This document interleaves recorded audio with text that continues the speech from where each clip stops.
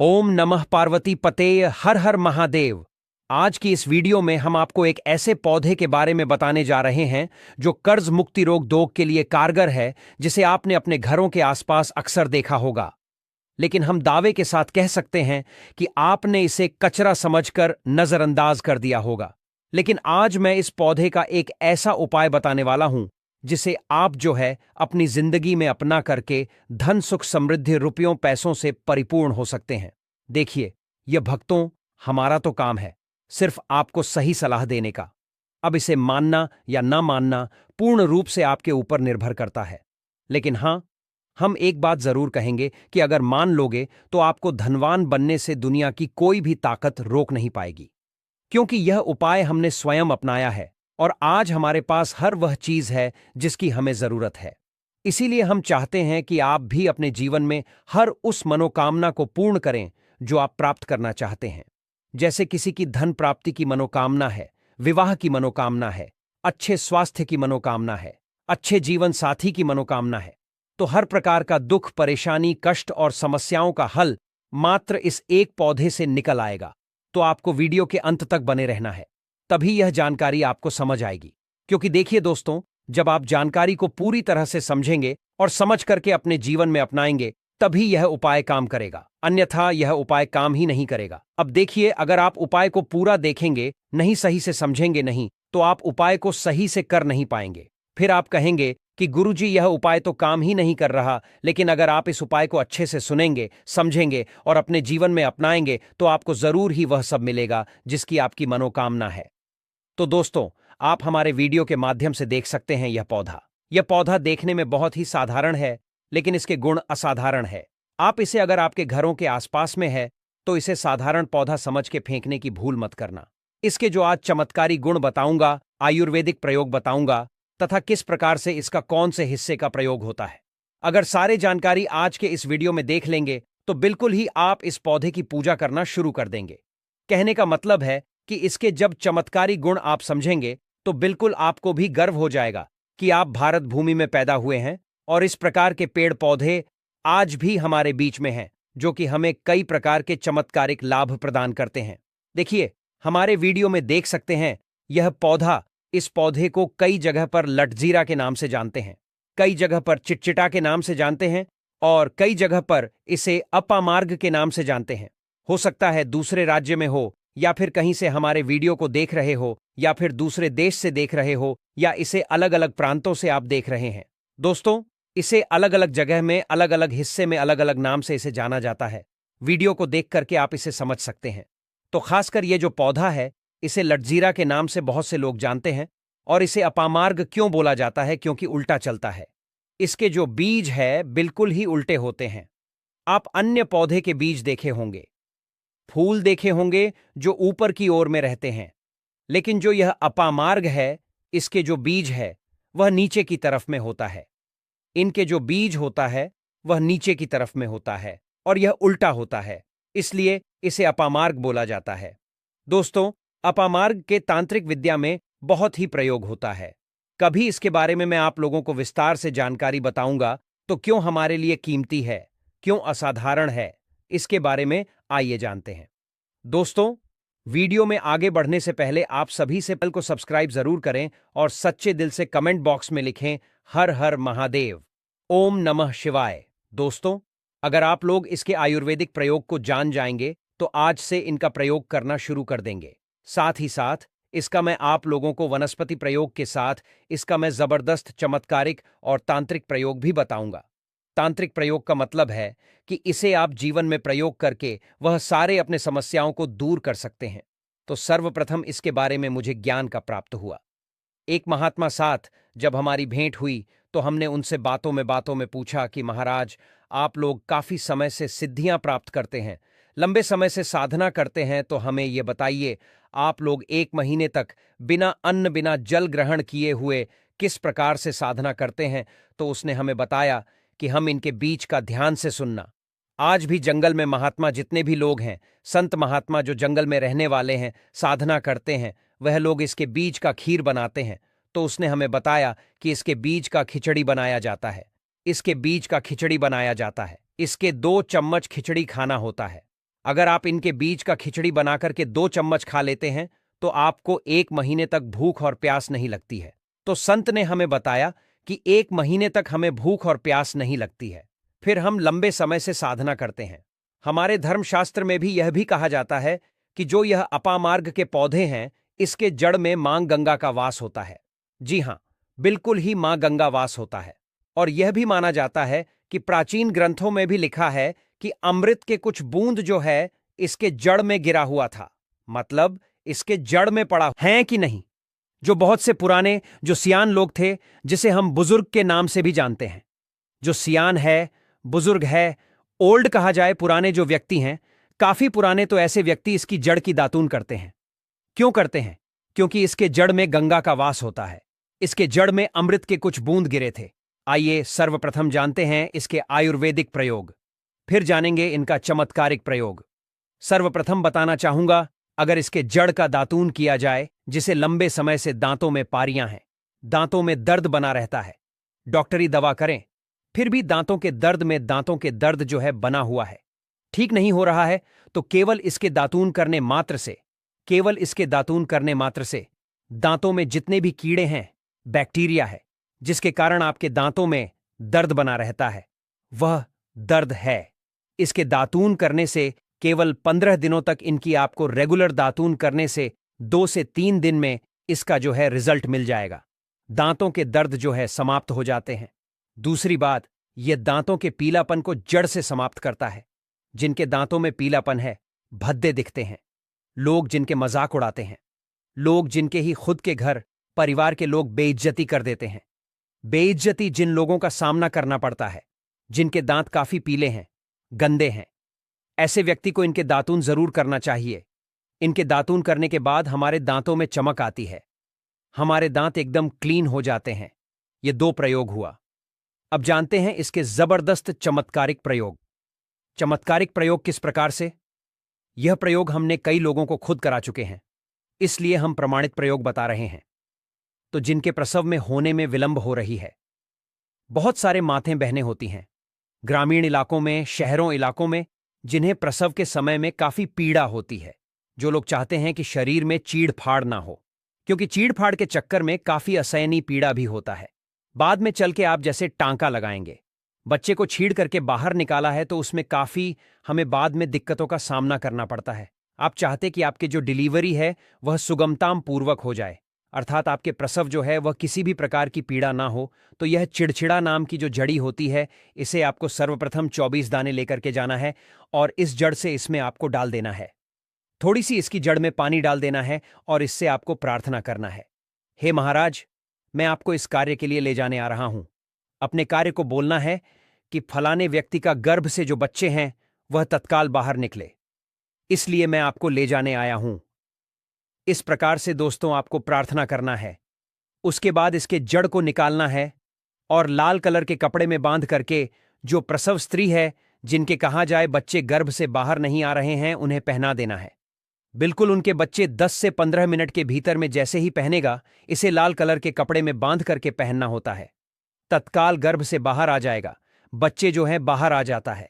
इसके बाद तत्काल इस जड़ को निकाल देना है। कमर में बंधा है, तत्काल इसे निकाल देना है, अन्यथा यह गर्भनाल को भी बाहर निकाल सकता है। तो यह प्रसव में जो विलंब होती है, जिनके बच्चे गर्भ से बाहर नहीं आते हैं, उन्हीं के लिए यह रामबाण की तरह काम करता है, इसमें संदेह नहीं है। हमने बहुत से लोगों को यह प्रयोग कराकर देख चुके हैं। इसके बाद आइए जानते हैं इसके कुछ और आयुर्वेदिक प्रयोग। इसके बाद इनका चमत्कारिक प्रयोग बताना शुरू करूंगा। अब चमत्कारिक प्रयोग कैसे? जिसमें इसके अंदर में अनेक चमत्कारी गुण भरे हुए हैं। जिनके दांत दर्द हो रहे हैं, अर्थात ही साथ में बहुत से ऐसे लोग होते हैं जिनके सिर के दर्द होते हैं, तो सिर के दर्द वाले को बताना चाहूंगा, दांत के दर्द ठीक करने के बाद इनके पत्ते को जलाकर के भस्म भी बना सकते हैं, और इनके भस्म बनाने के बाद जहां पर दांत दर्द हो रहे हैं वहां पर इनके भस्म को लगाइए, बिल्कुल ही दर्द को यह दूर करेगा। इसके बाद जिनके सिर में दर्द होता है वह क्या करें?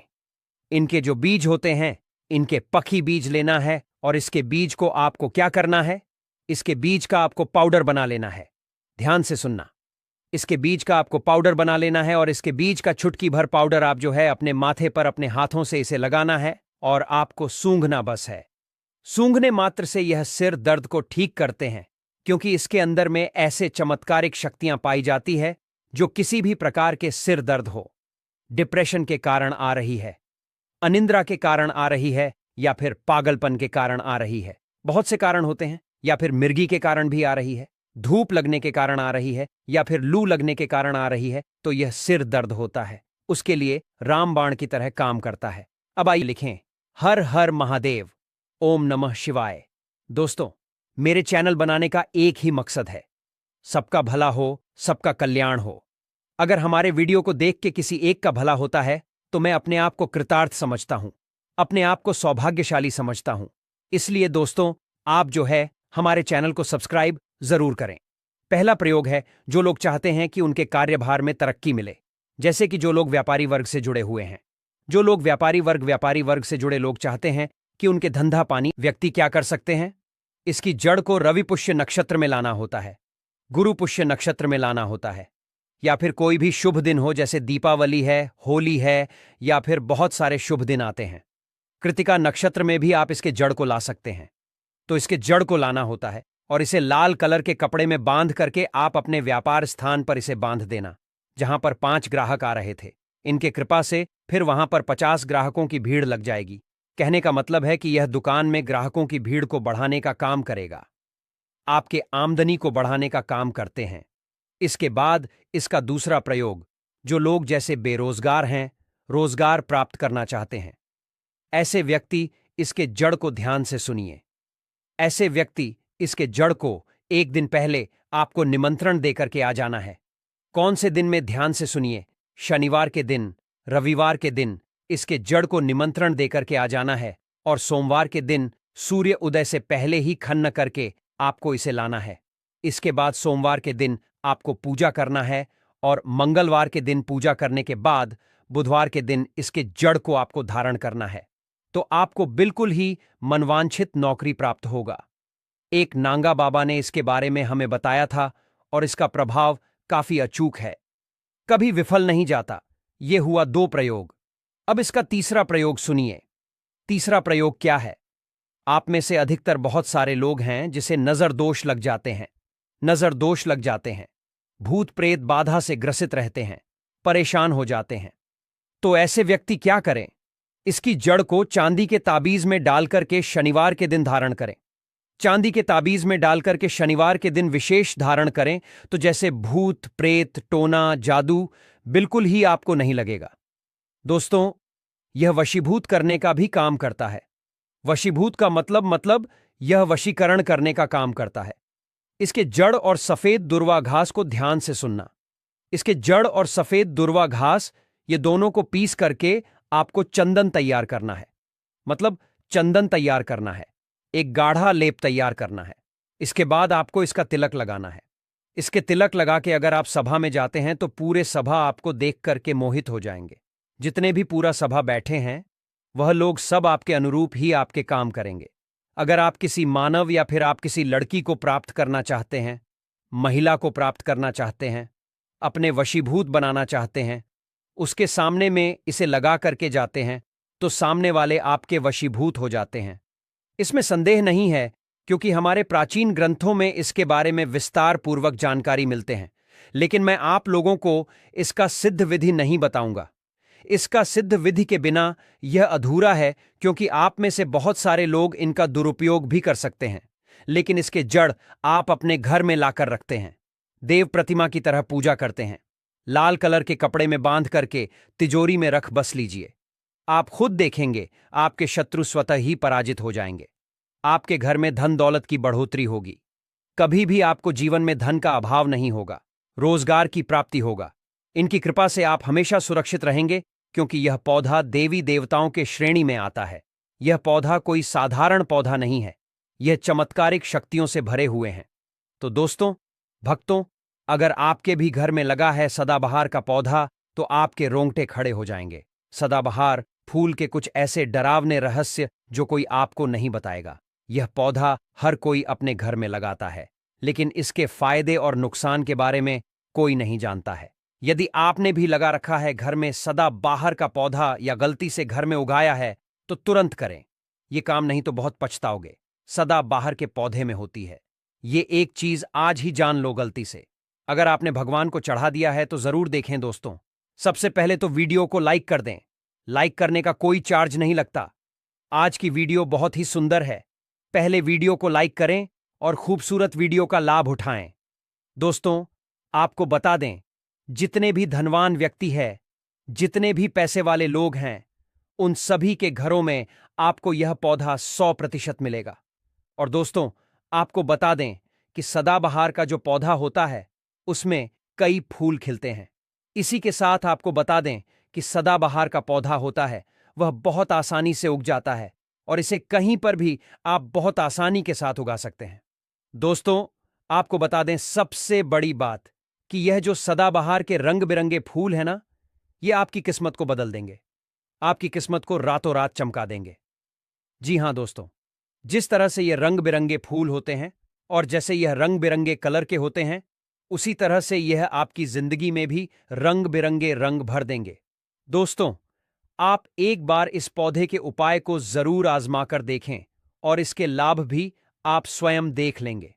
अगर आप भी अपने जीवन में बहुत मेहनत करते हैं, बहुत प्रयास कर रहे हैं जिंदगी में सफल होने का, मगर सफल नहीं हो पा रहे हैं, बार बार आपको असफलता का मुंह देखना पड़ रहा है, आप बार बार निराश हो रहे हैं, तब तो आपको यह उपाय जरूर ही कर लेना चाहिए।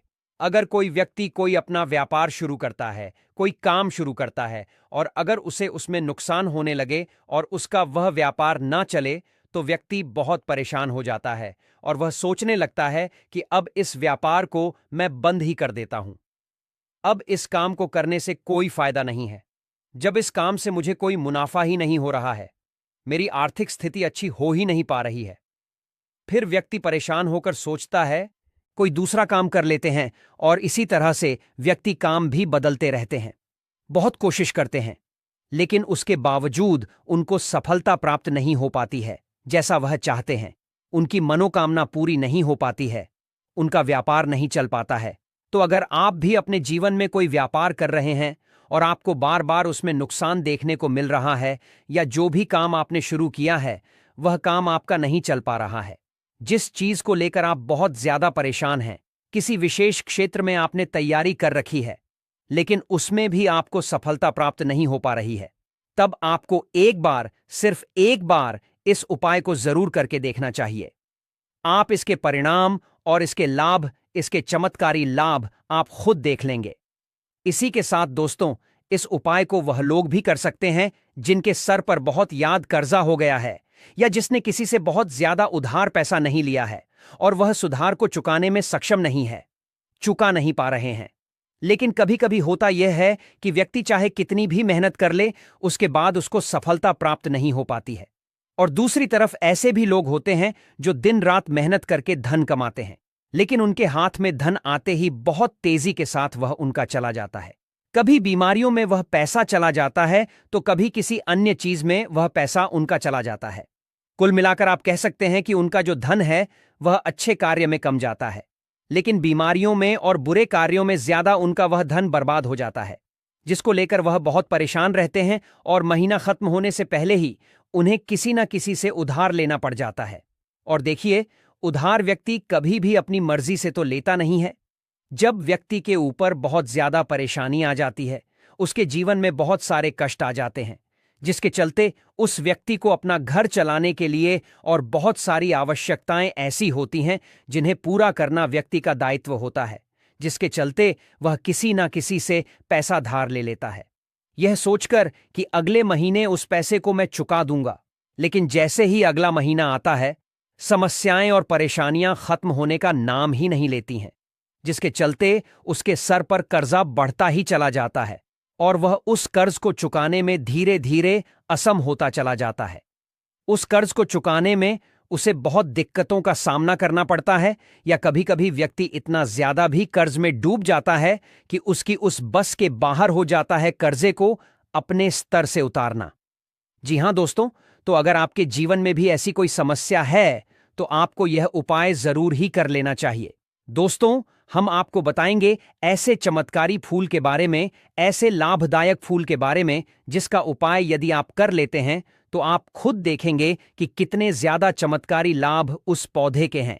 यदि इसका सही प्रकार से उपयोग किया जाए, उपाय किया जाए और भगवान को यह फूल अर्पित कर दिया जाए तो यकीन मानिए आपके जीवन के सारे कष्ट, सारी परेशानियां तो दूर हो ही जाएंगी। साथ ही साथ जो भी आपकी मनोकामना है वह बहुत जल्दी पूरी हो जाएगी।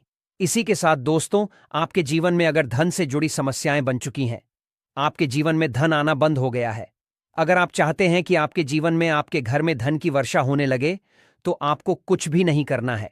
सिर्फ इस पौधे को अपने घर में लेकर आना है।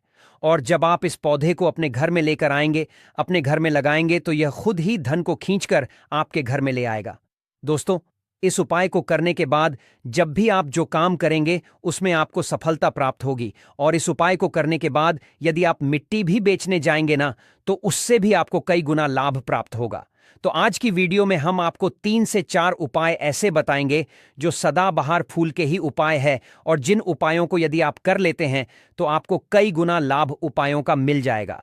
तो आपको सिर्फ इतना करना है कि आपको जो भी उपाय हम आपको बताएंगे उन्हें बहुत ध्यानपूर्वक सुनना है और उपायों को अच्छे से समझ के करना है, जिससे कि आपसे कोई भूल चूक ना हो। बिल्कुल अच्छे से आप वीडियो को पूरा देखें और उपायों को तभी करें जब आप वीडियो को पूरा देख लें और उपायों को अच्छे से समझ लें, तभी आपको यह उपाय लाभ देंगे।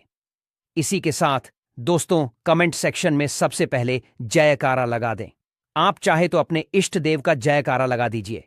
किसी का भी आप जयकारा लगाया, लेकिन जयकारा जरूर लगाएं। और अगर आप हमारे चैनल पर पहली बार आए हैं तो चैनल को जरूर सब्सक्राइब कर लें और वीडियो को लाइक जरूर कर दें। तो चलिए जल्दी से हम आपको बता देते हैं कौन कौन से हैं। वह उपाय दें कि यह तो आप सभी जानते हैं कि संसार में बहुत तरह के वृक्ष पाए जाते हैं और सभी वृक्षों का अलग अलग महत्व होता है। उन्हीं में से कुछ पेड़ पौधे, कुछ वृक्ष ऐसे होते हैं जो देवी तुल्य होते हैं। मतलब कहने का है कि जिन्हें देह का दर्जा प्रदान किया गया है, जिन्हें देवताओं का दर्जा प्रदान किया गया है। जैसा कि आप जानते हैं, तुलसी का पौधा हो गया, पीपल का वृक्ष हो गया, बट वृक्ष हो गया, ये सभी बहुत पूजनीय पौधे माने गए हैं। तो आपको बता दें कि कुछ वृक्ष ऐसे होते हैं जिनमें दैवीय शक्ति होती है, जिनके अंदर बहुत अलौकिक चमत्कार होते हैं। अगर बात कर ले पीपल के पेड़ की, तो उसमें साक्षात श्री हरि विष्णु का वास माना गया है और समस्त देवी देवताओं का वास भी पीपल के पेड़ के अंदर माना जाता है। और अगर हम बात करें शमी के पेड़ की, तो सभी का जो पेट होता है उसे शनिदेव की तरह ही देखा जाता है। कहा जाता है कि शनिदेव का उसमें वास होता है। और अगर बात करें आंकड़े के की, तो यानी कि हम जब आंकड़े का पेड़ देखते निहार रहे हैं, बेल का पेड़ हो गया जो कि बहुत ही पूजनीय है, यह आप भी जानते हैं। तो आपको बता दें कि हर पेड़ की अपनी अपनी दिव्य शक्तियां होती हैं, अनेक लाभ और अपने चमत्कार होते हैं। अब मान लीजिए किसी भी पेड़ की जिनमें द शक्ति होती है, उनमें से किसी भी पेड़ की यदि हम सही प्रकार से पूजा कर लेते हैं, अच्छे से उपायों को कर लेते हैं, तो यकीन मानिए आप अपने जीवन की समस्त समस्याओं से छुटकारा पा सकते हैं और आप अपने जीवन में जो चाहे वह पा सकते हैं। बड़ी से बड़ी मनोकामना भी आप अपनी पूरी कर सकते हैं। और अगर हम बात करें सदाबहार के फूल की, तो सदाबहार एक ऐसा फूल है जो सदा खिलता रहता है, हमेशा यह खिला रहता है। इसी कारण इसे सदाबहार का फूल भी कहा जाता है। और इसीलिए दोस्तों, यह जो सदाबहार का फूल है, यह सदा के लिए आपके भाग्य को चमका सकता है, आपकी किस्मत बदल सकता है। तो इस फूल के बहुत सारे लाभ, बहुत सारे चमत्कार हैं। हम आपको बहुत ही सरल शब्दों में बताने का और समझाने का पूरा प्रयास करेंगे, जिससे कि आपको किसी समस्या का सामना ना हो, आप उपायों को बहुत अच्छे से समझ के अच्छे से कर सकें। आप चाहे तो इनको लिख भी सकते हैं और आप चाहे तो हमारी वीडियो को दोबारा भी देख सकते हैं, आपको उपाय अच्छे से समझ आ जाएंगे। तो देखिए, अगर बात करें सदाबहार के फूल की, उस पौधे की, तो सदाबहार के 2 रंग के फूल होते हैं। एक फूल होता है सफेद रंग का और वहीं दूसरा जो फूल होता है वह होता है गुलाबी रंग का। आपने देखा भी होगा, हल्का गुलाबी रंग का फूल होता है। तो आपकी जानकारी के लिए बता दें कि सफेद रंग का जो सदाबहार का फूल होता है, वह माता लक्ष्मी को प्रसन्न करने के लिए बहुत ही कम अगर फूल है, बहुत ही ज्यादा माता लक्ष्मी को वह फूल पसंद है। और गुलाबी रंग का जो सदाबहार का फूल होता है, वह भी माता लक्ष्मी को अति प्रिय होता है, क्योंकि गुलाबी रंग तो माता रानी का सबसे ज्यादा प्रिय रंग है। तो जब आप सदा बाहर के इन फूलों का कोई उपाय करते हैं तो इसका मतलब है कि धन खींचने की चाबी आपने अपने पास रख ली है। धन खींचने का पौधा अब आपने अपने घर पर लगा लिया है। इसी के साथ दोस्तों, आपको बता दें कि शिवजी को सफेद रंग का जो सदाबहार का पुष्प होता है, जो फूल होता है, शिवजी को सफेद रंग का सदाबहार का पोस्ट बहुत ज्यादा प्रिय होता है। यदि आप इस सफेद रंग के पुष्प को शिवजी को अर्पित करते हैं तो आपके जीवन की बहुत सारी समस्याओं से आपको छुटकारा मिल जाएगा और आपके जीवन में जो भी राहु केतु का दोष है वह भी पूरी तरह से समाप्त हो जाएगा। तो जब भी आप इस सफेद रंग के पुष्प को शिवजी को अर्पित करें या माता रानी को अर्पित करें तो आप अपनी मनोकामना बोल दें। आपकी कैसी भी कामना है वह जरूर पूरी हो जाएगी। और यदि आप इस सफेद रंग के पुष्प को शिवजी को अर्पित करते हैं तो शनिदेव भी आपसे बहुत प्रसन्न होते हैं। अगर आपके पास सदाबहार के पुष्प है, आपके घर में कोई पौधा लगा है तो बहुत अच्छा है। लेकिन अगर आपके घर में सदाबहार का फूल नहीं है, पौधा नहीं है, तो आपको अपने आसपास यह बहुत ही आसानी से प्राप्त हो जाएंगे। वहां से भी आप इन फूलों को ले सकते हैं। तो चलिए, सबसे पहला उपाय हम आपको बता देते हैं कि आपको सफेद रंग के सदाबहार के पुष्प लेने हैं और किस दिन इस उपाय को करना है। आपको यह उपाय करना है शुक्रवार के दिन। तो दोस्तों, आपको सफेद रंग के पुष्प तोड़कर लाना है और उनसे ही आपको उपाय करना है। तो उपाय आप कैसे करेंगे, चीज को भी आप अच्छे से समझ लीजिए। तो देखिए, आपको सूर्यास्त होने से पहले पहले फूलों को तोड़कर लाना है। तो आपको कितने फूल तोड़कर लाने हैं? या तो आपको 27 फूल तोड़कर लाने और या फिर आपको 21 फूल तोड़कर लानी है। अगर आप 27 फूल तोड़ते हैं तो उसका उपाय अलग है, और यदि आप 21 फूल तोड़कर लेकर आते हैं तो उसका उपाय अलग है। लेकिन हम आपको बताएंगे, तो इसीलिए वीडियो में अच्छे से बने रहे और उपायों को अच्छे से समझाया। तो अगर आप 27 फूल तोड़कर लाए हैं सफेद रंग के, ठीक है ना, सदाबहार के 27 फूल सफेद रंग के यदि आप तोड़कर लेकर आए हैं, जब आप 27 फूल सफेद रंग के सदाबहार के तोड़कर ले आएंगे, उसके बाद आपको अपने घर के मंदिर के पास आना है और आपको लेना है एक दिया, और लंबी बात का आपको एक दीपक जलाना है। दीपक आपकी का जला सकते हैं। उसके बाद आपको एक लाल रंग का छोटा सा कपड़ा लेना है और लाल कपड़ा वहां मंदिर में आपको बिछा देना है। अब आपको मौली के धागे से लपेटकर इन फूलों की माला बना लेनी है। तो आपने जो 27 फूलों की माला बनाई है, उस माला को आपको माता लक्ष्मी को अर्पित करना है, उनको पहनाना है। लेकिन जब आप यह माला पहनाएं, उससे पहले आपको माता लक्ष्मी जी के किसी भी मंत्र का जाप करना है। अगर आपको कोई मंत्र याद नहीं है तो आप बहुत सीधा सरल सा मंत्र और महालक्ष्मी नमः इस मंत्र का 27 बार जप कर लें। उसके बाद आप माता रानी को यह माला कर दें। उसके बाद आपको माता रानी को कुमकुम हल्दी का तिलक लगाना है और उसके बाद आपको महालक्ष्मी चालीसा का पाठ भी करना है और फिर उसके बाद आपको माता रानी की आरती करनी है। तो दोस्तों, ये थे आज के उपाय। दोस्तों, चैनल अभी 2 दिन पहले की कथा में गुरुजी ने बताया कि कई व्यक्ति होते हैं जो घर के बाहर शाम के समय दीपक जरूर जलते हैं। कई माताएं बहनें होती हैं जो सुबह और शाम के समय दीपक जरूर जलती है। पर गुरुजी ने कहा कि कुछ ऐसी गलतियां कर रही हैं महिलाएं कि जिनकी वजह से उनके घर में सुख समृद्धि नहीं रह पा रही है। अगर वह आज की वीडियो देख ली और वह गलतियां आज से ही बंद कर दी तो उनके घर में सदा मां लक्ष्मी का वास रहता है। भक्तों, गुरुजी ने कहा कि 3 से 4 ऐसी गलतियां हैं जो आपको पूजा करके या फिर मुख्य द्वार पर जब आप दीप जलाती हैं तो भूल कर भी ऐसी गलतियां आपको नहीं करना चाहिए। साथ में भक्तों, हम आपको बताएंगे कि शाम के समय दीपक तेल का जलाना चाहिए या फिर घी का दीपक जलाना चाहिए। भक्तों, दीपक मिट्टी का जलाना चाहिए कि फिर आटे का दीपक जलाना चाहिए। भक्तों, इन सभी सवालों के जवाब हम आपको इस छोटी सी वीडियो के माध्यम से प्रोवाइड कराएंगे।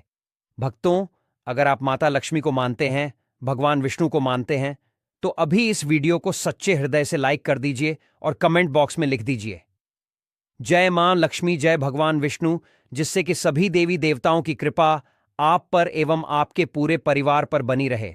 भक्तों, कहा जाता है कि संध्या काल का दीपक हमारी जिंदगी को बदल भी सकता है और बर्बाद भी कर सकता है। इसीलिए संध्या काल का दीपक आप जलती हैं तो कुछ नियमों का पालन करना आपको बेहद ही जरूरी और खास है।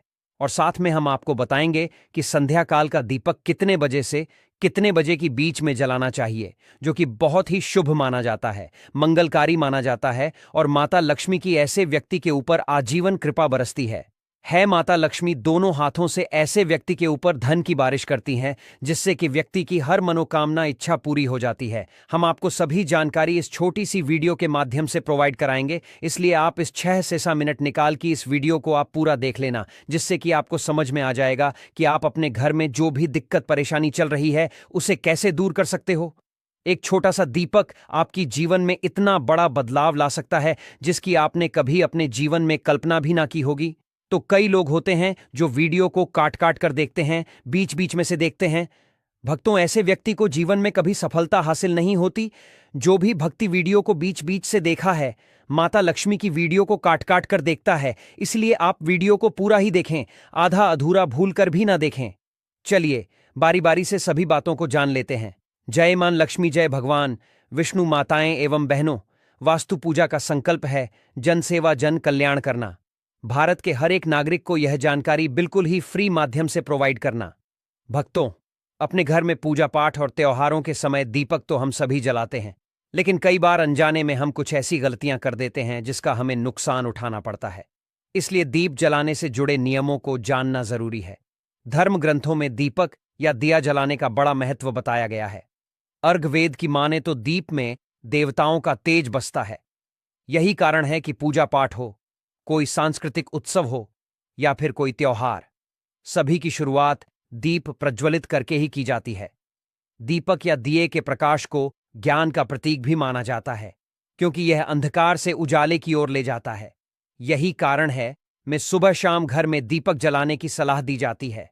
ऐसा करने से सभी तरह की परेशानियां समाप्त हो जाती हैं, घर में सकारात्मक ऊर्जा आती है और मन को भी शांति मिलती है। इस अनुसार दीप जलाते समय हमें कुछ जरूरी बातों का ध्यान रखना चाहिए। दीप जलाते वक्त इन नियमों का पालन करें। एक, कहां रखें दीपक? ज्योतिष शास्त्र की माने तो पूजा करते समय केवल दीप जलाना ही पर्याप्त नहीं है, बल्कि उसे कहां रखना है यह भी जानना उतना ही जरूरी है। इसलिए दीप को हमेशा भगवान की तस्वीर के ठीक सामने रखना चाहिए। इसके अलावा अगर घी का दीपक जला रहे हैं तो उसे अपने बाएं हाथ की ओर रखें और तेल का दीपक जला रहे हो तो उसे अपनी दाईं ओर रखें। 2, कैसी होनी चाहिए बाती? बहुत से लोग हर तरह के दीप में एक ही बाती का इस्तेमाल करते हैं, लेकिन घी और तेल की बाती अलग अलग होनी चाहिए। अगर आप घी का दीपक जला रहे हो तो दीप में रुई की बात ही रखें, लेकिन अगर तेल का दीपक जलाएं तो उसमें लाल धागे की बात बनाएं। ऐसा करना शुभ माना जाता सा चैनल है जो आपको यह जानकारी बिल्कुल ही फ्री माध्यम से प्रोवाइड करता है। 3, किस दिशा में जलाएं दीपक? बहुत से लोग घर के कोनों में भी दिया जलाते हैं, लेकिन ध्यान रखें कि दीपक को कभी भी पश्चिम दिशा में ना रखें। ऐसा करने से आर्थिक परेशानियों का सामना करना पड़ सकता है। साथ ही दीपक को इस तरह से भी न रखें कि उसकी रोशनी दक्षिण दिशा की ओर पड़े। शाम के समय घर के मुख्य द्वार पर दीपक जलाना भी शुभ होता है। 4, किस समय जलाएं दीप? जब मन करे तब भगवान की पूजा कर ली या दीपक जला लिया, ऐसा करने से नुकसान हो सकता है। इसीलिए सुबह 5 बजे से लेकर 10 बजे तक और शाम में 5 बजे से 7 बजे के बीच में ही दीप जलाना चाहिए। 5, कैसा हो दीपक? ध्यान रहे कि आप पूजा में जिस दीप का इस्तेमाल कर रहे हो वह कहीं से भी खंडित नहीं होना चाहिए। खंडित दिए में दीप जलाने से देवी लक्ष्मी अपसन हो सकती हैं। साथ ही दीपक जलाने से पहले दिए को अच्छे से साफ कर लें। अगर पूजा करते वक्त किसी कारण दीपक बुझ जाए तो उसे तुरंत दोबारा जलाकर ईश्वर से क्षमा याचना कर लें। आरती में दीपक बुझ जाने से क्या वाकई होता है? अब शकुन आखिर क्या कहते हैं? धर्मशास्त्र क्या? पूजा अर्चना के दौरान अचानक या फिर इसका कोई अन्य अर्थ है? आज हम शास्त्रों के जरिए इस पर आपका ज्ञान वर्धन करते हैं। सनातन धर्म में कई ऐसी महान प्राचीन परंपराएं हैं जो आज भी दुनिया के करोड़ों लोगों का मार्गदर्शन कर रही हैं। इन्हीं में एक परंपरा है दीपक जलाना। शायद ही कोई ऐसा शुभ कार्य होगा जिसकी शुरुआत दीपक जलाकर न की जाती होगी। मान्यता है कि ऐसा करने से जातक को सभी देवी देवताओं का आशीर्वाद प्राप्त होता है और वे जीवन से सभी अंधकार दूर कर देते हैं। लेकिन अगर कभी आरती करते वक्त दीपक बुझ जाए तो यह किस बात का संकेत होता है? भक्तों, हम राशि से जुड़ा हूं, भाग्य भी बताती है और भाग में चल रही परेशानियों को दूर करने के लिए